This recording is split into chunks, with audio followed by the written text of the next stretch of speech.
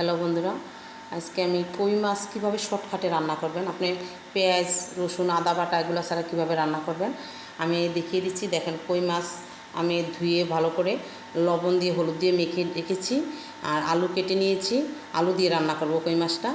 তো এই যে কই মাছগুলো ভেজে নিচ্ছি, হালকা হালকা করে ভাজবেন, কড়া ভাজি দিবেন না, কড়া ভাজি দিলে শক্ত হয়ে যাবে মাছ। এই যে আমি ভেজে নিয়েছি। তো এখন আমি হলুদ, মরিচের গুঁড়ো, ধনিয়া জিরার গুঁড়ো, লবণ একসাথে একটা বাটিতে গুলিয়ে নিয়েছি। দেখেন, এই যে হলুদ, ধনিয়া জিরার গুঁড়ো, মরিচের গুঁড়ো একসাথে আমি যারা মরিচের গুঁড়ো খান না তারা কাঁচামরিচ বাটা দিয়ে দিবেন। আমি এগুলো গুলিয়ে নিয়েছি।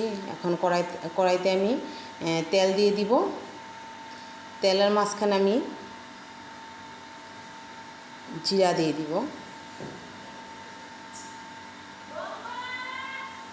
এই যে আমি তেল দিয়ে দিয়েছি কড়াইতে। এখানে কিছু জিরা, কাঁচা জিরা ছেড়ে দিব। এই যে জিরাটা ছেড়ে দিলাম।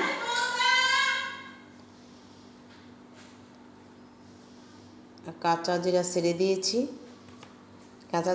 দিয়েছি। এখন এই যে আলু দিয়ে দিলাম।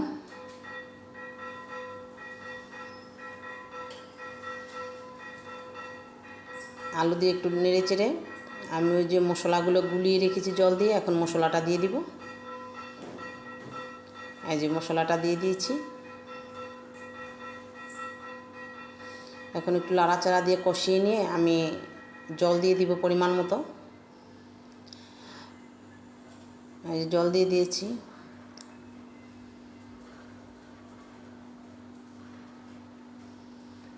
এখন এই যে এটাতে বলক এসেছে, আমি মাছগুলো ছেড়ে দিব।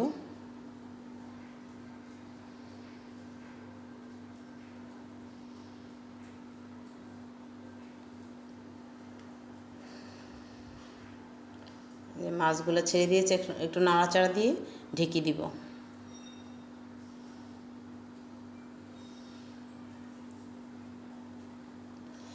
এখন এটার কেউ রসা বলেন, কেউ ঝোল বলেন।